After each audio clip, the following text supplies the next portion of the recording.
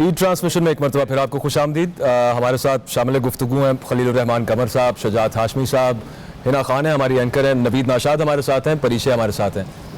खलीलुर रहमान कमर साहब से एक सवाल बड़े अरसे से मेरे जहन में था सर। एक इंटरव्यू मैंने आपका सुना था, यू बिलोंग टू शिमाली लाहौर, नॉर्थ लाहौर ख़ास तौर पर, किस एरिया से सर? और बड़ा वो जो वहाँ पर कल्चर था, मेरे जहन में एक सवाल आता है कि आपने बचपन वहाँ पर गुजारा सारा, क्या एक्सपीरियंसेस थे वो शेयर करें नाज़रीन के साथ। और अभी आप थोड़ी देर पहले आपने एक और बात बताई कि आप वहाँ पर तो मिलना जुलना बहुत ज़्यादा है सर लोगों के साथ, आपको वो शौक क्यों नहीं रहा फिर उसके बाद? शादबाग लाहौर का रहने वाला हूँ मैं, वहीं पैदा हुआ और दुआ है कि जब मरूं तो वहीं दफनाया जाऊं। शादबाग से मुझे इश्क है। मैंने वो जो ज़माने देखे हैं, वहाँ जो मोहब्बतें और वो जो सोशल सेटअप देखा है, वो मेरी जनरेशन के लिए एक ड्रीम है। मैं इनको बदकिस्मत समझता हूँ कि इस ख्वाब को वो कभी भी देख नहीं पाएंगे। जिसको मैं आज उनके लिए ख्वाब कहता हूँ, उसको मैंने हकीकत में देखा है। मुझे याद है, मैं till I was in BCom I was there. मुझे नहीं याद, मुझे किसी के घर में जाने के लिए किसी का दरवाज़ा खटखटाना पड़ता था। मुझे नहीं मालूम कि सिर्फ मेरी बहनें थी। जिस घर में चले जाओ वहाँ बहनें मौजूद हैं। सही। मैं इस भरोसे पर अपने घर वालों से लड़ लेता था कि मैं कहीं भी जाऊंगा और खाना खाऊंगा, और मुझसे कभी किसी ने नहीं पूछा। उनको पता होता था कि लड़ के आया है।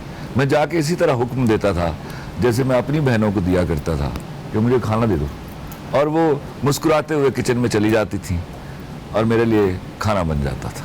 और जब मैं खाना खा चुकता था तो पूछती थी कि लड़ के आया है। मुझे याद है उस वक्त डिपो पर चीनी मिलती थी और आटा मिलता था। बिल्कुल बिल्कुल बिल्कुल। तो साइकिल पर अगर जा रहे हैं तो रास्ते में बस आ गई लड़कियों की कॉलेज से, तो किसी दोस्त की बहन उतर आई है, तो जाके उसके पास साइकिल खड़ी की है, वो कैरियर पर बैठ गई है। आटा और चीनी बाद में आएगी, पहले मैं उसको घर छोड़। तो ये रिश्ते जो है नापैद हो गए। उनको याद करके रोता हूँ। इसलिए मैं इतना सोशल नहीं रहा हूँ। मुझे बनावट जिंदगी के किसी ताल्लुक में पसंद नहीं है। If it is there I am nowhere. अच्छा खलील साहब, आप बता रहे थे कि जिस तरह से आपका बचपन गुजरा, अब शादबाग में जो वहाँ पर जो सोशल फैब्रिक था, अब जहाँ पर आप रह रहे हैं लेक सिटी, वहाँ पे ऑब्वियसली वो तो बिल्कुल ही पॉसिबल नहीं है वहाँ पे, और बहुत डिफरेंस होगा। वहाँ की ईद यहाँ की ईद किस तरह से कंपैरिजन आप करते हैं? कंपैरिजन ही कोई नहीं। they two social setups are they stay at poles apart। वहाँ किसी का बाप भी हमें डांट लेगा और हम डांट सुनेंगे। हम जाके ये नहीं बता सकते थे कि फलां ने हमें डांट दिया, हमारी जरूरत ही नहीं थी। सही। ना इसकी इजाजत थी हमें। कोई भी हमें कहीं से भी किसी वक्त भी कहीं भी काम करते हुए, कोई गलत काम करते हुए, कोई शरारत करते हुए, कोई बेवकूफ़ी करते हुए रोक सकता था, डांट सकता था, मार सकता था। तो इसकी इजाजत थी। और वो चाहे मेरे अब्बा को जानता भी ना हो, उसका सिर्फ एक बाप होना जरूरी है किसी का। बिल्कुल ठीक। और एक मैं जाती तौर पे पूछना चाह रहा था, मैं आई ग्रू अप प्लेइंग क्रिकेट। हर ईद पे एक ये लाजिम पार्ट होता था। आपने यकीनन लाहौर के अंदर तो बहुत रिवाज था, और खास तौर पे शिमाली लाहौर से जहाँ से आप बिलोंग करते हैं, आप खेलते होते थे आप भी? आई वाज अ वंडरफुल क्रिकेटर यार। मेरा बल्कि एक दफ़ा तय करना पड़ा। मैं विक्टोरिया से खेलता था। अच्छा। सलीम मलिक, आमिर मलिक मेरे साथ खेलते थे, और असद रऊफ साहब जो हमारे इंटरनेशनल अंपायर, हाँ जी, वो बड़े हैं वैसे मुझसे 6-7 साल, लेकिन उनके साथ मेरा बड़ा साथ था मेरा उनका। मैं उनकी साइकिल पर बैठ के, उन दिनों मेरे पास साइकिल नहीं होती थी, तो उनकी साइकिल पर बैठ के मैं जाया करता था। शादबाग में उनको काकू खान कहते थे। तो वो जब इंटरनेशनल अंपायरिंग में आए, जब उन्होंने पाकिस्तान की तरफ से इंटरनेशनल मैच खेले, वनडे और टेस्ट, तो उस वक्त मुझे पता चला कि इनका असल नाम असद रऊफ है, वरना हम तो सारी उम्र उनको काकू खान बोलते रहे। सर उनको काकू खान कहते थे, आपका कोई निकनेम था वहाँ पे? खीला वाज माय निकनेम। सर फिर आप कौमी क्रिकेट टीम का हिस्सा? वो उस I told you I used to be a wonderful student but I was a poor child. तो एक दिन मैं और अब्बा बैठे, हम बल्कि दिनों तक बैठे रहे ये फैसला करने के लिए कि मुझे क्रिकेट खेलनी है या पढ़ना है। अच्छा। तो पढ़ाई अब्बा समझते थे कि एक तरीका है जो ख़ानदान को गुर्बत से निकाल सकेगी, तो वी चोज दिस। और वो सही थे बिल्कुल। उन दिनों क्रिकेट में इतना पैसा नहीं होता था। सर आपने अपने लिखे की इस्लाह किससे करवाते थे? किसी से नहीं। मुझे मेहरबानी होती थी पूरी की पूरी, इसलाह करवाने की जरूरत नहीं होती। आता है शुरू तो में फिर क्या कभी एक दफ़ा ये हुआ, शायरी के बारे में थोड़ा मैं कॉन्शियस था कि पता नहीं मैं वज़न पर पूरा उतरता हूँ या नहीं। तो अल्लाह गरीब रहमत करे, मेरे उस्ताद डॉक्टर एहराज नकवी उर्दू पढ़ाते थे मुझे, और उस वक्त मैं FSC में था, इस्लामिक कॉलेज सिविल लाइंस में। तो बहुत प्यार करते थे मुझसे। तो हमारे डीन थे शोहरत बुखारी साहब, और उनकी 2 गज़लें भी थी हमारे मुरक्का अदब में, और उनके 2 अशार मैं उसे गज़ल के सुना भी दूँ। हम शहर में एक शम्मा की खातिर हुए बर्बाद, लोगों ने किया चांद के सहराओं को आबाद, और मकता था कि शोहरत के बजाय परेशानी अहबाब, उठ जाएगा जिस रोज तो आएगा बहुत याद। तो मैं डॉक्टर साहब का कमरा नीचे था, वो पढ़ाते नहीं थे मुझे, लेकिन वो शायर थे। तो मैं सीढ़ियाँ फलांगता हुआ ऊपर शोहरत बुखारी साहब के कमरे में गया, तो शम्मा बैठी हुई थी साथ। हम शहर में एक शम्मा की खातिर हुए बर्बाद। तो मैंने जाके अर्ज किया कि हुजूर दखलदर माकूलात हो गया। तो मैंने कहा कि शेर होता है मेरे यहाँ, लेकिन वज़न का इदराक नहीं है। क्या है वो जो उसका मुरवजा तरीका था, क्या उसको बोलते हैं यार? नहीं वो महव हो गया मेरे दिमाग से। कराना किसी नहीं वो जिस पर हम वजन करते हैं ना, उसका एक वो एक उसलूब है। नहीं वो सर कहाँ है वो जरार, वो मुझे याद आ जाएगा। तो वो मैं सीखना नहीं चाहता।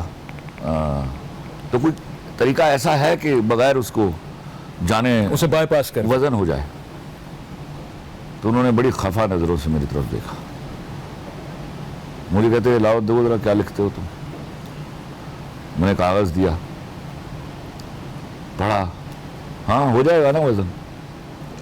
ऐसा करो, एक तराजू लो, उसके एक पलड़े पर अपनी गजल रखो, दूसरे पलड़े में रखो बाट, और तब तक बाट बदलते रहो जब तक दोनों पलड़े बराबर नहीं हो जाते। बड़ी तकलीफ हुई मुझे। मैंने वो कागज उनके हाथ से लिया, और पहली दफा था शायद कि गुस्सा जब्त किए हुए निकल आया। तो उसी गुस्से में जब मैं फलांगे भरता हुआ नीचे उतरा, तो डॉक्टर एहराज नकवी साहब, he used to call me मौलवी। अच्छा।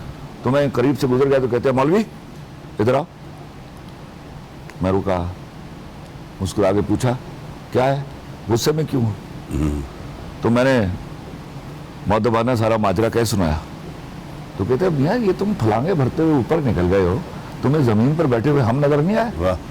तो मैंने कहा हुजूर आप तो नाक़िद हैं, तो वो तो मुस्तनद शायर हैं। तो मैंने सोचा वहाँ दरवाज़ा खटखटाता हूँ। अरे मियाँ हम घोड़ी पर नहीं बैठे, हम दूल्हा नहीं बने, लेकिन हमने दूल्हा बने हुए तो देखे। आओ हम आपको बताते हैं वजन कैसे करते हैं। तो ये होते हैं उस्ताद। कमरे में ले गए, बिठाया, जग में से गिलास में पानी डाला, मुझे हुक्म दिया कि पी जाओ। मैं पी गया, गजल पढ़ी, मुस्कुराए, कहते एक बात बताओ, एक सुर में गा लेते हो? मैंने कहा जी हाँ गा लेता हूँ। तो लो ना मियाँ वजन हो गया। वाह, खुदा की कसम उसके बाद जरूरत नहीं पड़ी। शुजात साहब आपका क्या मामला रहा कि जब आपको शुरू से इंट्यूशन थी, क्योंकि अता वही जो खलील साहब बात कर रहे हैं एक्टिंग के हवाले से, मतलब सिंस बिगिनिंग आपको पता था कि मैं एक्टिंग करूंगा, मैंने एक्टिंग ही करनी है? उरूज का इल्म कहते थे उसको। उरूज। एक तो 2 बातें मैं इनकी जो उन्होंने की बड़ी अच्छी बातें बताई कि इस तरह था किसी के घर में चले जाना, ये इसमें मुझे एक बात बहुत अच्छी याद आई। जब ईद होती थी तो हम लोग अपने सारे बहन मतलब भाई और जितने थे निकलते थे और दूसरे के दरवाजे पे खड़े होते थे, उनको चौधरी साहब तो सी आओ, मलिक साहब तो सी आओ, अंसारी साहब आप आ जाए, सब मिल के इकट्ठे होके जाते हैं, इकट्ठे होके आना होता। आपको एक बात बताएंगे, उस वक्त की बात है, हम रहते थे एक रावलपिंडी में हमारा घर था, तो गली नंबर 5 में हम रहते थे। 5-5 मरले के घर थे, सबके जो डबल स्टोरी थे। एक साहब वहाँ कहीं म्यूनसिपल कमेटी के अंदर काम करते थे, उन्होंने रिश्वत लेना शुरू की। उन्होंने दूसरे की बजाय तीसरी मंजिल भी ऊपर डाल ली, और ऊपर उन्होंने लिखवाया हाजा मिन फजले रब्बी। आप यकीन कीजिए कि मेरे वालिद ने उनको देखा, my father was been educated from Aligarh university. उन्होंने कहा ये फजले रब्बी को तुम किस तरह इस्तेमाल कर रहे हो? वो he went to municipal committee और वहाँ जाकर पता किया कि क्या सूरत हाल है। उन्होंने आके सारे मोहल्ले को बताया कि यार ये तो रिश्वत का पैसा है। सारे मोहल्ले ने उस आदमी का बाइकाट कर दिया, कोई उस आदमी से मिलने नहीं जाता। बिल्कुल यही होता था। ये मॉडल मुद्दा साहब तो कहाँ खुल रहे? गया कि आपके लहजे में अलीगढ़ बोलता है वो। नहीं जी साहब, वो अभी कुछ है। अब वो क्या हुआ जी कि वो आदमी बिलाखिर वो घर, वो मोहल्ला छोड़ के चला गया। तो ये सारी बातें मेरी जो तो है, आरज़ू है कि रिश्वत लेने वाले सब लोग दुनिया छोड़कर चले जाएं, वो कहीं और जा बसे। आप बेशक, तो इज्जत हो जाती है सर। तो मैं सिर्फ आपको इतना बता, देखा जाता है कि अब पैसा आपने बताई बात एक्टिंग की। यार जैसे इन्होंने कहा ना, मुझे क्रिकेट का शौक था, वो एक ऐसा वक्त था जब हर आदमी को क्रिकेट से शौक था। हमें भी बहुत क्रिकेट, बड़ा क्रिकेट खेलनी, ये वो, जिमखाने में भी जाना, कायदे आजम ट्रॉफी का भी एक मैच खेला। सर वो जो खेलोगे कूदोगे हो गए सर आप। अच्छा, मगर ये आपके असल में दौरान मेरा कुछ ज्यादा सादे का था। असल में हमारा काम था एथलेटिक्स का। तो वो मैं क्रॉस कंट्री का कलर होल्डर भी हूँ पंजाब यूनिवर्सिटी का। एकदम 18-20 मील भागना रोज। वो सर देखो भागने में तो आपको बात ही नहीं, 6.25 फुट का आदमी, हाँ सही बात। वो तो इतनी लंबी फलांग भरता होगा कि कोई मैच हो जाता होगा। वो चीते जैसी फलांग तो जाहिर है। अच्छा, अब वो मैं दौड़ के आया, ऊपर से स्पाइक्स पहनी हुई सारी और वो शूज पहने हुए, उससे फ्लीट बूट होते थे, ये नहीं होते थे जो आजकल ये जॉगर्स वगैरह होते, पसीने भरे हुए उसके अंदर से। तो एक साहब ने मुझसे पूछा, बात सुनो जुजात। मैंने मुड़ के देखा, कहने लगे ड्रामे में काम करोगे? अच्छा, मैं कहा मेरा आपका कोई मजाक है क्या भाई? वो हमारे सीनियर स्टूडेंट थे। कहने नहीं, तुम्हारी आवाज़ बहुत अच्छी है, तुम्हारा कद काट बड़ा, यार तुम्हें तो एक्टिंग करनी चाहिए। खैर ख़त्म हो गई बात, और मैं कहनी मैं नहीं करता। बहरहाल मैं आपको ये बात बताऊं कि उस वक्त होता क्या था। मेरे कॉलेज के अंदर 3 आदमी, मैं नाम लेता हूँ आपके, they were the pioneers of Pakistan television, Aslam Azhar, Fazal Kamal sahab और आगा नासिर। ये 3 आदमी हैं, अगर ये ना होते तो पाकिस्तान टेलीविजन ना होता। ये कॉलेज आते थे। फजल साहब मुझे याद है, उन्होंने मुझे कहा भाई तुम ड्रामा करो ना। मैं कहा नहीं सर, मैं क्यों ड्रामा करूं, मैं तो नहीं करता, मैं तो एथलीट है, मैं तो दौड़ना, मैं बड़ा खुश होगा। उनका देखो ये एक नया मीडियम है जो इस मुल्क में आया है, अभी फलाने मुल्क में नहीं गया, फलाने मुल्क में नहीं गया, फलाने मुल्क में, ये एक नई चीज़ आई है तुम्हारे मुल्क में, यार तुम इसकी मदद नहीं करोगे तो कौन करेगा? सही। तो आहिस्ता आहिस्ता आहिस्ता इस तरह फिर वो जाके जनाब हमने पहला ड्रामा किया। उसी आगा ज़ियाउल्लाह का खेल था वो, बुध काम शोध IS जौहर का। वो भी अजीब ड्रामा हुआ जी सर, वो कमाल बात है। अब मैं ट्रैक सूट पहन के गया हूँ, जो कुड़ियाँ भी होती हैं सब, मगर वो कभी ख्याल ही नहीं आता था। हमेशा यही समझा, कभी इस काम में पड़े नहीं। एक बीवी है, अल्लाह अल्लाह खैर सल्ला, वो इस तरफ जहन कभी गया नहीं। तो वो खैर उन्होंने मुझे एक इंस्पेक्टर का रोल दिया था जो एंड में आता है। वो जो हमारे हीरो साहब थे, मैं उनका नाम नहीं लेता, is a very famous man. तो वो कुछ नखरे वखरे करते थे, तो उन्होंने कहा कि नहीं ये है वो है, लेट आना ये वो। तो इनकी तरह की तबीयत उसकी भी थी, हमारे दोस्त आगा ज़िया की। तो एक दिन कहा यार I want to shut him out, I don't want him to see any more. अच्छा जी या अल्लाह, जुआ तुम आओ, तुम प्रैक्टिस करो, एक स्क्रिप्ट पकड़ लो। स्क्रिप्ट मुयादे से मुझे सारा ड्रामा याद था। तो मैंने बोलना शुरू, वो कह लो तुम ये रोल करोगे। मैंने वो रोल किया and I got the gold medal पहले ड्रामे में। गोल्ड मेडल में तो अजीब एक कंपनी बन गई। I sat on the stage and I said I am going to be a professional actor. ये मैंने स्टेज पे बैठ के गवर्नमेंट कॉलेज के कहा। उसके बाद फिर मैंने और ड्रामे किए, मगर फिर उस्ताद जब नसरुल्लाह मलिक साहब हमारे उस्ताद, उन्होंने फिर जिस तरह पढ़ाया, इज़हार काज़मी साहब, उन्होंने कहा ये भी पढ़ो, ये भी पढ़ो। 12-12 घंटे उन्होंने कहा ये पढ़ो। मेरे बारे में मशहूर था, दोस्त ये कहते थे तो पिंडी दी सड़कों से कोई लम्मा 6.25 फुट का बंदा अपने आप ने गल्लां करदा लभ जावे तो समझना ये पागल जुजात हाशमी। इतना जुनून होता था। ये तपस्या है, ये तपस्या है। आप तपस्या के बगैर हो नहीं सकता। तो ये बेटा इस तरह करके फिर हम आए, फिर अल्लाह ने करम किया, फिर होते गए। मगर वो मेहनत आज तक चलती है। आज भी यही है कि स्क्रिप्ट मेरे साथ सोए ना तो मेरे से परफॉर्म नहीं होता। मैं फील करें उसके बाद वो बिल्कुल ठीक है। अच्छा नवीद, ईद के हवाले से एक चीज़ बहुत सारे लोग ये जानना भी चाहते हैं, मुझे ज़ाती तौर पे क्यूरोसिटी है इस हवाले से कि आपका ताल्लुक एक ऐसे घराने से जहाँ पर म्यूज़िक बहुत ज़्यादा, आपके वालिद साहब, आपके दादा, तो ईद पर कोई ख़ास आपस में, जैसे हम लोग अपने तौर पे जितने हल्के फुल्के टूटे फूटे सो आते हैं उनमें गा के खुशी मना लेते हैं, तो बाकायदा कोई ईद के त्यौहार पर कोई गाने, चांद रात के कोई गाने, किस तरह से ईद मनाई जाती रही? यार इस दफ़ा तो जो भी आपके सामने ही है, लेकिन पहले जिससे मतलब गाया तो खैर शीर खुरमा एक स्पेशल बनता था, और फिर कुछ गेस्ट आते थे, फिर खाना पीना ये वो, और साथ में एक्चुअली ऐसा कोई म्यूजिकल फैमिली से मैं हूँ ज़रूर, लेकिन हम हमारी फैमिली में सरा कोई ईद पे कोई ऐसा खासा कोई वो गाना बजाना होता नहीं है। आप एक मतलब हम काम ही ये है ना एक्चुअली, तो मतलब ऐसे मौक़ों पे हम लोग ज़्यादातर रेस्ट करते हैं, खाते पीते ज़रूर है। परीशे और हिना, मैं पहले एक उसमें सेगमेंट में बात कर रहा था कि हमारे यहाँ पर ख़ास तौर पर ख़वातीन को बहुत एक्टिंग से काफ़ी शौक़ होता है, बहुत शौक भी है। आप दोनों में से किसी को है नहीं, आगे बिल्कुल कोई भी इस तरह का? नहीं। एक्टिंग का नहीं, जस्ट मुझे ये था कि लाइफ में कुछ करना है, ठीक, स्टडी करनी है, अपने लिए कुछ करना है। लाइक हम अपने लाइफ में बहुत से ऐसे एक्सपीरियंसेस देखते हैं, माओ से सुनते हैं, घर में कुछ ऐसे हालात भी हो जाते हैं, हम इन चीज़ों से सीखते हैं। और मैंने जो सीखा वो यही था कि ज़िंदगी में कुछ करना है, अपने लिए कुछ करना है, अपने घर वालों के लिए कुछ करना है, जीना है ज़िंदगी को। एक बार ज़िंदगी मिलती है, तो काफ़ी मतलब मुझे तो यही था सही, कि बस कुछ करना है। ये नहीं कि मतलब एंकरिंग करनी है या समथिंग लाइक दैट, एक्टिंग नहीं, बस कुछ करना खलील है। साहब ये काफ़ी होता है कि आपके अंदर सिर्फ ये जज्बा हो कि कुछ करना है, या कुछ आपको ये करना है। पता होना चाहिए कि ये करना है? नहीं, जो ये कहना चाहती है ना, ये कह नहीं पा मैं अपनी अंडरस्टैंडिंग के लिए पूछना चाह रहा हूँ। जी प्लीज़ बताइए। नॉर्मली क्या होता है कि हमारे यहाँ एक्सप्रेशन जो है वो आपका सॉलिड होता है, उसको बयान करने के लिए आपके पास लफ्ज़ों की बुन्नत वैसी नहीं होती है। सही, तो एक्चुअली जहाँ तक मैं सोचता हूँ, ये कुछ बनना चाहती थी, लेकिन वो क्या है कि जब आप ये बात करते हैं ना कि मैं कुछ बनना चाहती थी, तो ये सही जुमला नहीं है।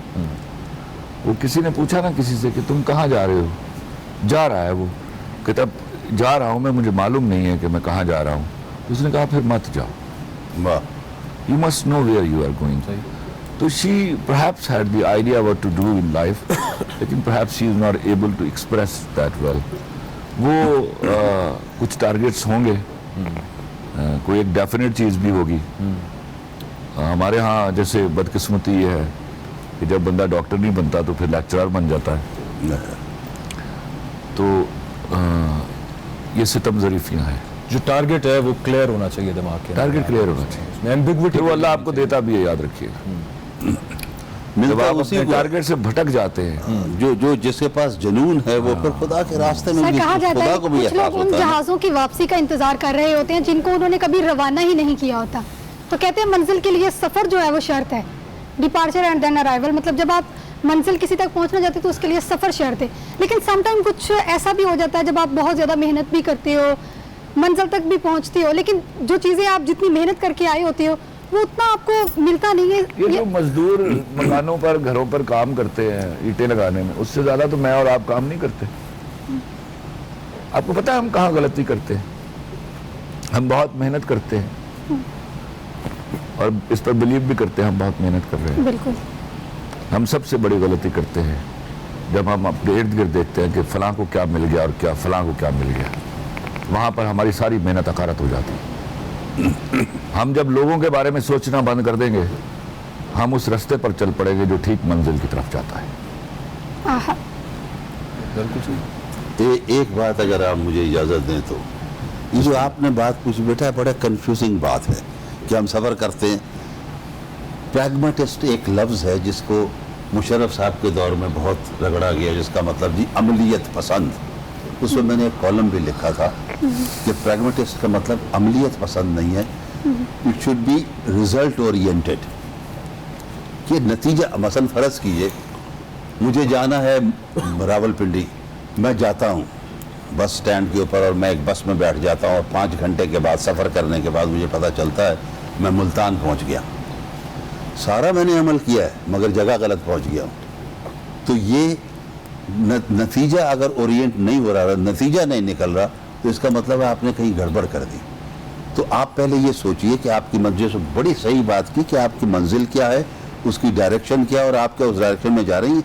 अगर नहीं जा रही तो आप कभी अपनी मंजिल पर नहीं। नवीद, आप अपने इससे बहुत ज़्यादा इम्पोर्टेंट है आपका ठीक उस रास्ते पर होना जो मंजिल की तरफ वही जाता है। जाहिर है जी। यू मस्ट नो कि आप कहाँ पर जा रहे हैं। लाहौर के अंदर आई मीन मैं जानता हूँ, मतलब आपने बड़ी स्ट्रगल की है यहाँ पे। उसके बाद यू वेंट टू कराची और वहाँ पे जाके अब अल्लाह ताला ने बहुत आपके काम में भी एक निखार आया। वो तो पहले भी था, लेकिन जो एक्लेम था वो वहाँ पर जाके हमेशा से, लेकिन ये जहन में पक्का था कि पता था कि ये जहाँ पर जाना है मैंने ये करना। देखिए पहली बात तो ये कि अभी चूँकि इंडस्ट्री वहाँ पे ड्रामा इंडस्ट्री, फिल्म इंडस्ट्री, तो जाना आना होता है। लाहौर बेस्ड हूँ, लेकिन ये कि यार आपका सवाल जो है बड़ा वो मतलब एक दास्तान बयान कर सकता हूँ उसके ऊपर। इतना एक टैलेंट अपना रास्ता खुद निकालता है एक्चुअली, मेरा ऐसा मानना है। बिल्कुल ठीक। और मैं इनका जवाब भी साथ में दे दूँ, बड़ा अच्छा इनका क्वेश्चन था। जब आप अपनी मंजिल के लिए गामजन होते हैं तो बीच में काफ़ी हर्डल्स भी होती हैं, काफ़ी कुछ आपको बर्दाश्त करना पड़ता है, लेकिन अगर आपको अपना रास्ता पता है तो आप अपनी मंजिल मकसूद पे पहुंचते ही हैं। आपका इरादा मजबूत, और एक चीज़ में बहुत ज़रूरी है, जो आप तालीम जो आप करना चाहते हैं, क्या आपके पास उसकी तालीम है। गॉड गिफ्ट होना एक और चीज़ है, और अगर आपको उसकी तालीम भी पता हो तो फिर आप भटकते नहीं हैं। सही। फिर आप मेरे ख्याल से तायद करेंगे आप लोग इस बात की मेरी। कराची जाके नवीद नाशाद से हम बात कर रहे थे कि वहाँ पर इन्हें बड़ा इनके काम को जो बाकायदा एक्लेमेशन मिली वहाँ पर मिली। इस पे बात करेंगे खलील रहमान कमर साहब से। ये कराची लाहौर वाला क्या मामला होता है, on a lighter note after this break. Break के बाद ट्रांसमिशन में एक मरतबा फिर आपको खुशामदीद। ब्रेक पे जाने से पहले नवीद अपना एक्सपीरियंस बता रहे थे कि किस तरह से उतना क्लेम इनको लाहौर में नहीं मिला जितना कराची में, और कुछ अरसे से, ये मेरा ज़ाती एक्सपीरियंस है, मेरे कुछ दोस्त हैं जो मॉडलिंग में, ख़ास तौर पे जो शोबिज़ में है, तो लाहौर में खलील रहमान कमर साहब वो उस तरह से वो मामला बहुत अरसे से, वो जो बंदा इस फील्ड में आता है वो कहता है जी मैं कराची जा रहा हूँ। ये क्या मामला है यहाँ पर, क्यों उतना वो उन्हें सक्सेस नहीं मिल पाता? कराची में ऐसा क्या है? एक शेर में सारा जवाब दूंगा। Sure sir. किसी का शेर है, दीवार क्या गिरी मेरे खस्ता मकान की, लोगों ने मेरे सहन से रास्ते बना लिए। तो आप जब अपनी दीवारें गिरा देते हैं तो यही होता है आपके साथ। दीवार खुद गिराई गलती। अच्छा तरीका यही था कि लाहौर कराची बराबर पे काम करते, हेल्दी कंपटीशन होता। किसी भी चीज का एक ही जगह कंसंट्रेट कर जाना हमेशा जुल्म होता सर, है। यहाँ फिल्म इंडस्ट्री थी वो कहाँ गई? क्या हुई? स्टूडियोज तो अभी भी मौजूद हैं यहाँ। वो मैं भी ढूंढ लोग रहा कहाँ हूं। पर गए? वो मैं भी ढूंढ रहा हूँ, और कोशिश कर रहे हैं कि किसी दिन ढूंढने से मिल जाए। रीइन्वेंट हो पाएगी सर जितनी कोशिश? अल्लाह के फजल से होगी। ये हब है लाहौर, याद रखिएगा, ये फितरी हब है फिल्म इंडस्ट्री का। बड़ी इन्होंने आप इसको 20-25 साल कर लेंगे, हब कभी नहीं टूटा करते, फितरी हब नहीं टूटा करते। देखिए आप ये देखिए कि जब हिंदुस्तान पाकिस्तान एक था उस वक्त भी इंतजार करते थे कि फिल्म लाहौर में हिट होती है। 1946 में डिसीजन हो रहा था कि बॉम्बे को हब रखा जाए या लाहौर को, और ज्यादा वोट्स लाहौर के लिए। लाहौर के है, ये हालत थी। तो दूसरे मैं आपको ये बताऊं, इसकी बहुत सारी वजूहत। ये तो एक लंबी बात है कि ये यहाँ की फिल्म इंडस्ट्री कहाँ गई, उसमें हमारी अपनी बहुत सारी खामियां भी हैं। सिर्फ और सिर्फ अपनी खामियां, अपनी खामियां। असल बात ये सारी, हमने जो स्क्रिप्ट, सबसे वजह मैं आपको बताता हूँ फिल्म इंडस्ट्री की बर्बादी की, वी लैक इंटेलेक्चुअल्स। हमने काबिल और ज़हीन और पढ़े लिखे लोगों को निकाल के बाहर कर दिया, ये बुनियादी वजह है। वो जाहिलों के हाथ में आ गई। उन्होंने जिस तरह का स्क्रिप्ट लिखा, जिस तरह के वो एक्टर लेके आए, जिस तरह की उन्होंने फिल्में बनाई, अल्लाह ताला बस माफ़ कर दे। सर आप भी फिल्में करते रहे हैं, तो उस दौर की फिल्म और आज की फिल्म में कितना क्या फ़र्क महसूस करते हैं? और गानों के बारे में ख़ास तौर पे बताइएगा कि उस दौर के गानों को ही आज की फिल्मों में रीन्यू करके जो है वो शामिल किया जाता है, तो ये तो अलमिया नहीं है। बेटा आपके बड़े काफ़ी सारे कुछ सवाल हो गए। देखिए एक पहला सवाल तो ये है कि आपने जो फिल्म की है, तो उस दौर की फिल्में और आज की फिल्म में क्या फ़र्क है? ज़मीन आसमान का फ़र्क है। एक तो ये कि उस वक्त हमारे पास इक्विपमेंट इतना अच्छा नहीं होता था, दूसरे हमारे पास इतने अच्छे लिखने वाले नहीं होते थे, मतलब फिल्म में बिलखुसूस नहीं अच्छे लिखने वाले, थोड़े लोग होते थे। एक ये हमारा सिर्फ ये सैयद नूर था, एक आदमी और थे, उन्हें लिखने वाले अच्छे नहीं थे, वही सीधे सीधे कहानियाँ भी नासिर ऐसी थी। अदीब साहब जी, नासिर अदीब साहब थे। नासिर अदीब साहब, ये 2-3 आदमी थे जो ठीक काम करते थे, लिखते थे। उसके बाद तो ज़्यादा लोग हमारे पास नहीं थे। अब यहाँ इक्विपमेंट बहुत आ गया, चीज़ें बहुत आ गई, पैसे बहुत आ गए। उस वक्त पैसे इतने नहीं होते थे, वगैरह वगैरह। मगर मैं समझता हूँ कि उस वक्त भी लोग बल्कि हमसे पहले ये अनवर कमाल पाशा साहब और ये खलील दूसरे- कैसर साहब, खलील जियाद कैसर साहिब मरहूम, साहब। जी जी, ये लोग वो लोग थे जो डेडिकेटेड थे, बिल्कुल मतलब फिल्म के अंदर धसे हुए लोग थे। हसन तारिक साहब, हसन तारिक साहब, इन्होंने इनका जीना मरना फिल्म के साथ नजरुल था। इस्लाम शुजात साहब। साहब इंटेलेक्चुअल्स आपने जैसे कहा कि यहाँ से निकल गए या निकाल दिए, एक्सक्लूड हो गए वो यहाँ से, ड्रामा तो फिर भी थ्राइव करता रहा बहुत ज्यादा। जी वो लाहौर का करता रहा ना। बिल्कुल। वो उसके बाद ड्रामा मार दिया इन्होंने, टेलीविजन मार दिया सारा, तो फिर वो भी फारिग हो गए। नहीं, लेकिन राइटर्स हैं जो सोचने वाले लोग हैं, जिन्होंने एग्जीक्यूट करना है, वो अगर इतनी खूबसूरती से ड्रामा एग्जीक्यूट कर सकते हैं, लिख सकते हैं, डायरेक्ट कर सकते हैं, बेटा तो अब मैं बहुत अच्छा लिखता हूँ, ये बहुत अच्छा लिखते हैं। जा। कोई कहेगा कि लिखो तो लिखेंगे ना, मुझे कोई कहेगा कि काम करो तो मैं करूंगा ना। उसे याद रखिए सिर्फ एक ही मीडियम होता था, वो था पाकिस्तान टेलीविजन। नहीं, यहाँ थोड़ा मैं जी इख्तलाफ करूँगा। बिस्मिल्लाह। मैं जब फिल्म इंडस्ट्री में आया तो मैंने एक अजीबो गरीब मंजर देखा। मैं एज ए प्रोड्यूसर राइटर आया था, तो मैं चीज़ों को ज़रा ऊपर से देख रहा था। मैंने देखा जो सबसे बदनसीब आदमी है फिल्म इंडस्ट्री में, वो राइटर है। अच्छा, अब राइटर का मतलब है एक हाईली क्रिएटिव पर्सन। अब एक हाईली क्रिएटिव पर्सन जिसकी स्क्रिप्ट के ऊपर आपने पूरी इन्वेस्टमेंट करनी है, जिसके ऊपर आपने पूरी इमारत खड़ी करनी है, he was the most low paid person. सही। और फिर उसकी इज्जत इतनी थी कि मैंने एक्टर्स को देखा, क्योंकि हमारी इंडस्ट्री हमेशा 1-2 एक्टर्स के ऊपर चलती थी, वो खड़े वहां सेट के ऊपर लाइनें काट देते थे। एक्टर्स। जी जी जी, मैंने अपनी आंखों से ये मंजर देखा, तो मैंने फैसला किया ये नहीं होने दूंगा। If I have to stay in industry I will rebel, and I did it, and Allah made me successful in that. ये वो नुकसान था जो लाहौर की पूरी इंडस्ट्री ने भुगता है। आपने क्रिएटिव आदमी को खुदे लाइन लगाया, उसको लीस्ट इंपॉर्टेंट समझा। मोस्टली प्रोड्यूसर घर से कहानियां लेकर आ जाते थे। यही बात है। एक हीरोइन से ताल्लुकात हो गए हैं तो उसने अपने ऊपर फिल्म लिखवा ली है। सही। ये मैं आपको क्लियरली बोल रहा हूं। उसका नतीजा क्या हुआ? हमने वो बर्बादी देखी जिसको अब आप पता नहीं 10 साल मजीद भुगतेंगे, 20 साल मजीद भुगतेंगे, और कब इंडस्ट्री वापस अपने यहाँ पर कुछ दोष व्यूअर का भी है सर, कि वो एक ऐसी चीज देखना पसंद कर रहा है which is crass। No, I don't agree with this. I don't agree with this.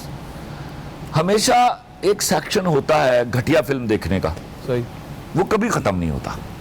तो आपने उस घटिया सेक्शन के लिए फिल्म बना ली, वो मौजूद था फिल्म देखने के लिए, वो फिल्म को ऑलमोस्ट ब्रेक इवन कर देता था।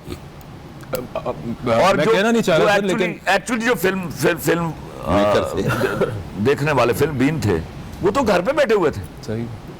फिल्म देखना यहाँ एक बाकायदा एक सोशल इवेंट होता था। ब्रेक इवन पे सर आ जाता था, इसका मतलब है कि वो तबका बहुत बड़ा था। और नहीं, फिल्म थोड़े पैसों में बनती थी ना, क्या बात करते हैं, 30 लाख में 32 लाख में तो फिल्म बन जाती थी। और क्या, वो मैंने आप चूंकि इस बारे में मैं सिर्फ इस पे, आपकी बात बिल्कुल दुरुस्त है। बहुत सारी फिल्म्स हैं, इंडियन गुलजार साहब की बहुत सारी डायरेक्शंस हैं, बहुत ही लो बजट फिल्म, एक जगह पर सेट लगा हुआ, वहीं से फिल्म शुरू हुई, वहीं से खत्म हो गई, पैसा तो नहीं लगा उसके ऊपर। अब देखिए आपकी बात में एक बच्ची ने सवाल एक किया था कि फिल्म देखिए, मैं एक छोटी सी बात बताऊं, दूसरी फिल्म थी मेरी, नाम मैं नहीं लेता ना डायरेक्टर का ना किसी राइटर का, उसका क्लाइमैक्स का सीन ये था जी कि मुझे 6 गोलियां लगती हैं, दड़ल दड़ल दड़ल दड़ल लग गई जी गोलियां। उसके बाद उन्होंने कहा जी ये 2 सफ़े आपने बोलने हैं। मैंने डायरेक्टर को कहा, मैं कहा जी या तो गोलियां कटाओ या सफ़े कटाओ, इतने गोलियां खा के पता नहीं बोल सकता। ये बड़ी नेचुरल बात थी। उसके बाद बहरहाल मतलब ये मैं आपको बताऊं। सर खलील साहब, ये कभी हुआ कि जो आपने कहा कि आपने सोचा कि मैं रेबल करूंगा, मैं बागी बनूंगा, कि कोई बड़ा एक्टर जितना मर्जी स्टार है मेरी लाइंस काट नहीं सकता? मैं आपको ऑनर कहता हूँ, किससे बताएं सर? कोई माई का लाल हो जो आप नहीं हो तो सही, लेकिन हुआ तो होगा शुरू एक दफा कर सकता है, हाँ, दोबारा जिंदगी में नहीं ऐसा मौका मिला। तो ऐसा यादगार वाकया ऐसा कोई, मैं सर पे होता था तो किसी की जरूरत नहीं होती।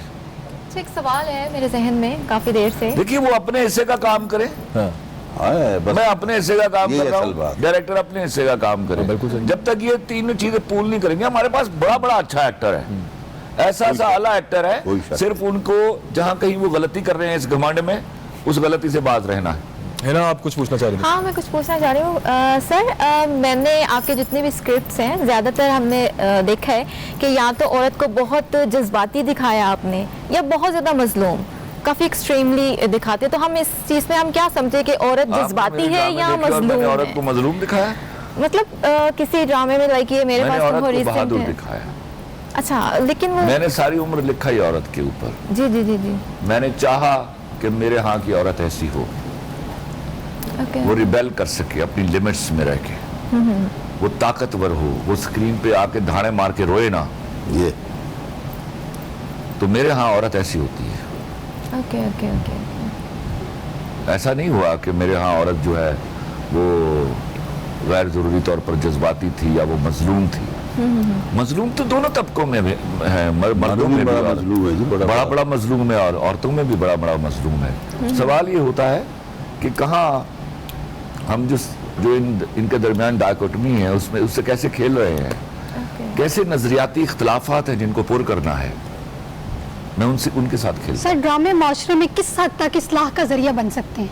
हूं। 200% इस्लाह का जरिया Yes, sir. अगर ड्रामा इस्लाह करने के लिए बनाया गया हो। बिगाड़ का जरिए भी बन सकते हैं 200%। हाँ बिल्कुल, बिगाड़ भी करता है, वही बिगाड़ करता है भाई। वही एक गोली है ना, आप देखिए, ये दो धारी तलवार है। ये सही। भले के लिए इस्तेमाल करें या बुराई के लिए इस्तेमाल करें। अच्छा, वो अभी ब्रेक में हम बात कर रहे थे तो बड़ी रिक्वेस्ट्स भी आ रही हैं और हमारी फीमेल एंकर सुनना भी चाह रही हैं। नवीद, कोई हाँ, आपके बिल्कुल। बहुत मशहूर ओएसटीज हैं सारे, तो उनमें से वैसे आपकी है ना, या मैं परिशा? तो चाहती हूँ कि जा तुझे माफ किया, वन ऑफ माई फेवरेट, मैं जरूर सुनना चाहूंगी आपसे। प्रोडक्शन वो मशहूर जमाना level. मेरे पास तुम हो का जो ओएसटी, वो एक वीडियो थी सर, वो आपने भी देखी होगी यकीनी तौर पे। मुझे तो उस दिन, मैं पहले भी कह चुका, मुझे पता चला कि कंपोजर का कितना काम होता है। राहत फतेह अली खान एक बड़े उस्ताद हैं, और जिस तरह से स्टेप बाय स्टेप एक एक चीज आपने उन्हें बताई और दवाई उनसे। राहत भाई की एक बड़ी अच्छी क्वालिटी है अकबर भाई, मैंने उनसे एक्चुअली बहुत कुछ सीखा है राहत भाई नो से। डाउट सीखा होगा। वो क्या है कि वो आपको, आप कंपोजर हैं, चले फिर आप उड़ लें। अभी हम उड़ रहे हैं, इधर मार रहे हैं, उधर मार रहे हैं, इधर पैर मार रहे हैं, वो सब कुछ याद करते हैं यार। मैं कहता हूँ राहत फतेह अली खान की क्लैप होना चाहिए इस मामले में बहुत बड़ा आदमी, इसमें कोई शक नहीं। वो कंपोजर को बिलीव करता है, वो पूरा गाना याद अच्छा, ये करते उनका हैं। बड़ा हाँ, सबमिट करता है ये उसको। बड़ी जरूरी बात है। He submits his will. Follow और your director, Khalil follow your साहब, अगर कंपोजर उनको रिलीजियसली। उनको ये कुछ बड़ी चेंज जरूरी है। करना भी है या कुछ कहना भी है तो बड़े एहतराम से कहते हैं, क्या नवीद भाई ऐसा हो सकता है? तो आपका दिल उस वक्त इतना बड़ा होता है कि यार राहत फतेह अली खान और इतने हम्बल पर्सन, और नबील शौकत भी इनफैक्ट इस तरह, अमानत अली भी, और दो चार सिंगर और जो बहुत अच्छे हैं, सब अच्छे हैं, लेकिन राहत फतेह अली खान साहब की ये क्वालिटी मैंने देखी। इसी तरह शफकत अमानत भाई, उनकी भी ये क्वालिटी है। बिल्कुल। खलील साहब, जितने भी बड़े बड़े सिंगर्स मैंने देखे हैं, वो अगर आप चले गए गाना लेके उनके पास, उनके स्टूडियोज में, तो वो आपको पूरा याद करते हैं और मेरी सिंगिंग को बहुत एंजॉय करते हैं राहत भाई को। और समटाइम ये कहते हैं, नवीद भाई आप खुद क्यों नहीं गा लेते गाना? मैंने नहीं, कहा, वो अच्छा। गलती करते हैं यहाँ। यहाँ गलती कर जाते हैं। वही बेटा, बुनियादी बात वही है कि जुनून, शौक जी हाँ। पूरा आप निकाले। वो जो मैं कहता हूँ, मैंने आपके बारे में जो 18 साल पहले बात कही थी, वो अल्लाह ने सही साबित कर दी। जी सर, आपकी तो थम के बहुत बैठे रहिए, फिर मेहरबानी। काम कीजिए। खलील रहमान कमर साहब और फैसल बुखारी साहब, सुहेल इफ्तिखार खान साहब और मरहूम आसिफ अली पोता साहब, इन सबकी बहुत सपोर्ट रही है मुझे मेरे वालिद के इंतकाल के बाद। 2008 में अब्बू का इंतकाल हुआ, उसके बाद बड़े अजीब से एक लाइफ गुजारी, कुछ हार्डली 6 महीने या 1 साल, लेकिन उसके बाद से फिर एक अपनी काविश स्टार्ट की दोबारा से। हालांकि मैं जिस फैमिली से हूँ, मुझे शायद इतनी मेहनत करनी नहीं चाहिए थी, लेकिन फिर भी उस फैमिली में होते हुए मैंने बहुत स्ट्रगल की, क्योंकि हर इंसान स्ट्रगल करता है और स्ट्रगल करने के बाद ही किसी मुकाम पे पहुंचता है। और अगर आपको अन्य हाथ बटेरा आ जाए ना, तो फिर आपको कुछ भी नहीं होती क्यों है साहब? बिल्कुल ठीक बात है वो। हाँ, स्ट्रगल के लफ्ज को मैं बिलीव नहीं करता, मेहनत को मानता हूँ। जी सर, मेहनत, स्ट्रगल 2 नंबर स्ट्रगल और मेहनत अच्छा अकबर, बातों का सिलसिला तो नहीं, हमारा वो जारी 18 है। साल पहले एक सजेशन थी वो जो खलील साहब ने दी थी, उन्होंने बताया कि मैंने साथ मैंने थप्पड़ भी मार दिया था कि तुमने गाने की कोशिश नहीं करनी, तुमने कंपोज ही करना है, और वो आज दुरुस्त साबित हो गया है ना। आप गाने की फरमाइश तो आपने कर दी, गाने का शौक है आपको, आपको काफिलों में से किसी को गुनगुनाना? बहुत ज्यादा। अच्छा देखिए जी, हमारी एंकर है बहुत जबरदस्त, उनको गाने का और मैं शौक भी मियाँ बहुत वाली ज्यादा से भी हूँ तो मेरा सराइकी कुछ बड़ा मुझे दिल का Why है not? कि वंगा चढ़ाया रंग बरंगिया हथा ते मैं दिलाई होइया मुड़ के आ परदेसी ढोलाई दसरे ते आई होइया वंगा चढ़ाया रंग बरंगिया। Thank you very much. अच्छा अकबर, एक चीज में Sure. यहाँ पे हमारी ट्रांसमिशन हो रही है तो देखें, जो हमारा करंट इशू है, मेरे बहुत देर से ये बात मेरे जहन में आ रही थी कि वो एक शेर मुझे याद वो भी आ रहा था कि सो जाओ अजीजों की फसीलों पे हर एक सिम, हम लोग अभी जिंदा और बेदार खड़े हैं। ये हमारे सिपाहियों के लिए, लेकिन अभी मेरे जहन में ये आ रहा था कि ये डॉक्टर्स पे भी इस वक्त सूट कर रहा है कि वो इस वक्त क्या कहते हैं फ्रंट लाइन वर्कर हैं, तो हमें उनको भी ईद के दिन सल्यूट हमारा उनको कि वो इस वक्त अपनी जान जोखिम में डाल के। बेटा देखो, जो मुल्क के लिए अपनी आवाम के लिए काम कर रहा है वो सिपाही है, सिपाही। उसे हमारा सलाम है। बिल्कुल हम हाँ ईद के दिन हम उनको बिल्कुल भी बिल्कुल, फरामोश बड़ी नहीं कुर्बानी करेंगे। दी है इस वो- बड़े वक्त में, ऐसे मुल्क में हम इस मुल्क में डॉक्टर्स का इस तरह काम करना, और सर बड़ी- वो तो डबल सैल्यूट डिजर्व बिल्कुल और सर बिल्कुल कोरोना मुतासरीन, ये हम उन मुतासरीन की बात नहीं कर रहे हैं जो सिर्फ इस बीमारी में मुब्तला हुए, ये हम उन मुतासरीन की भी बात कर रहे हैं जो कोरोना के जितना भी कोरोना का ये दौर चला, वो घरों में बैठे बेरोजगार हुए, आज ईद का दिन मुतासरीन है, में वो भी हैं, उसके बिल्कुल बारे में ठीक आप बात। क्या कहेंगे? अच्छा है ना, एक गाना असल में सुन रही थी हिना ने, फरमाइश की थी, तो इनका भी शौक है गाने का, इनको भी थोड़ा सा जरा बिस्मिल्लाह बिस्मिल्लाह। बिस्मिल्लाह। मुझे तो फिलहाल इसलिए नाज़िर अच्छा हसन किया का ही नवीद गाना को अभी इनके जहन बीच में में आ रहा दिखाया। था, तो वही कुछ गुनगुना सुनाओ, देती सुनाओ हूँ बेटा, जो तो है, बिल्कुल बिल्कुल बिस्मिल्लाह। जो दिल कर रहा है।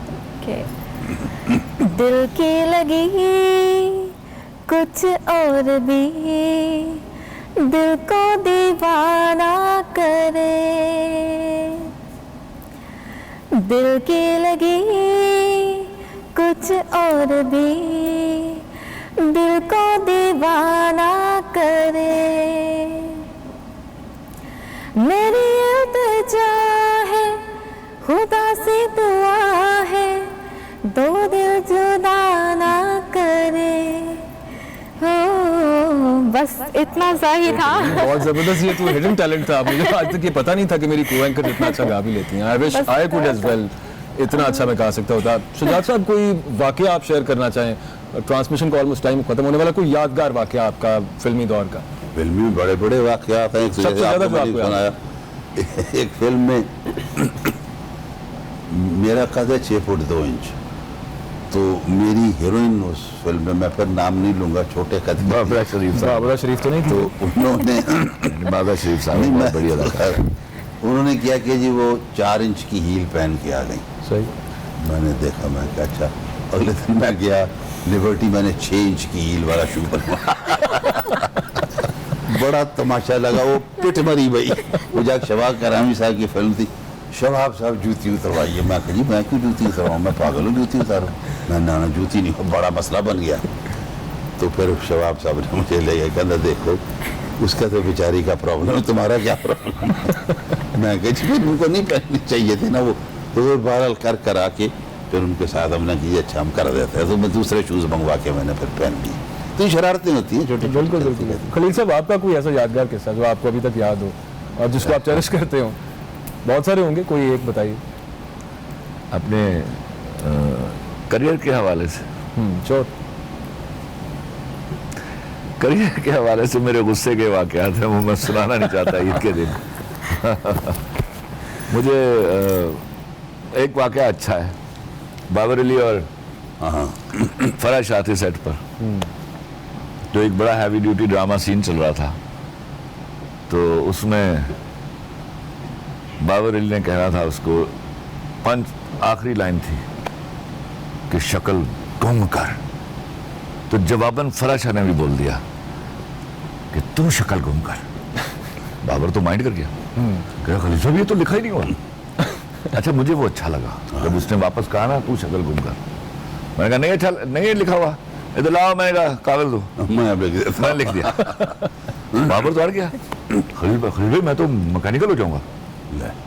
मैंने कहा खुदा की कसम इस सीन में तू मुझे मैकेनिकल चाहिए। And he did that scene wonderfully well because he is such a good actor.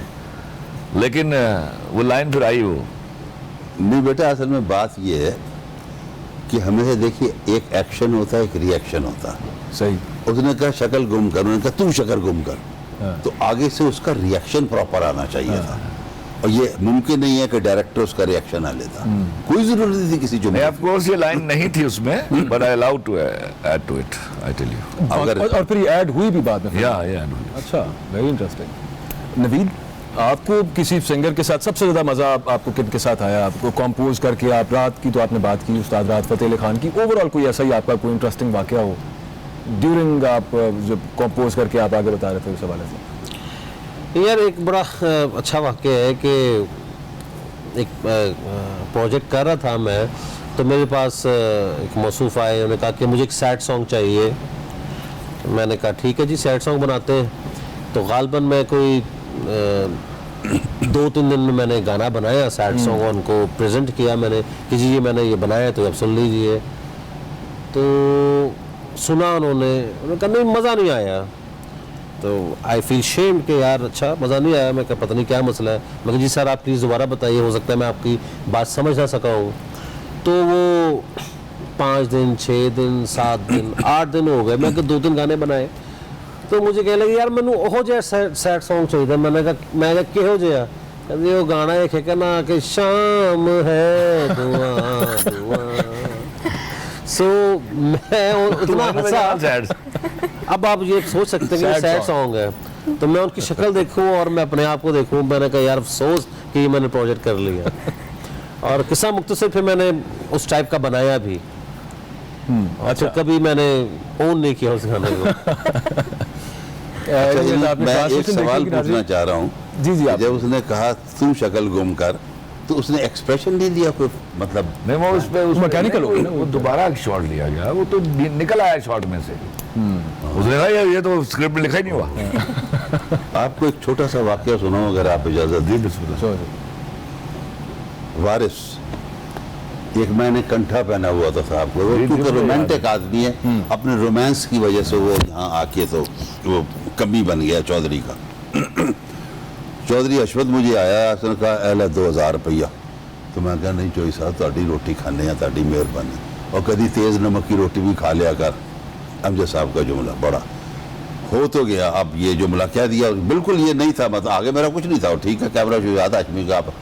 वो जो मैंने एक्सप्रेशन दिया है, उस कंठे को पकड़ के जिस तरह उसने मैंने किया है, जिसमें अंडर करंट ये था, एक बात ये याद रखें कि जो डायलॉग आप सोचते हैं ना, वो आपके चेहरे पे आ जाता है। सही कि यूं जो करके उसको मैंने देखा है। अमजद ने दोबारा मैंने उधर डाल नहीं पाया। मैं उसको क्या, मैं यार मेरे को 3 चौधरी साहब के साथ होना बकवास ना कर, चलता पहुंच जा। तो वो कहते बात तो ये है, तो आपके अंदर होना चाहिए, यकीन कुछ निकलता है बात। बहुत शुक्रिया, हमारे साथ मौजूद थे ट्रांसमिशन में खलील रहमान कमर साहब, शुजात हाशमी साहब हमारे साथ थे, हिना खान, नवीद नाशाद और परीशा, आपका भी बहुत शुक्रिया। ट्रांसमिशन का वक्त खत्म हो गया। नाजरीन अपना बहुत सारा ख्याल रखिएगा, अपने घर वालों के साथ ईद मनाइएगा, अपने घर में ईद मनाइएगा, खुद भी सेफ रहें, अपने घर वालों को, अपने प्यारों को भी सेफ रखें।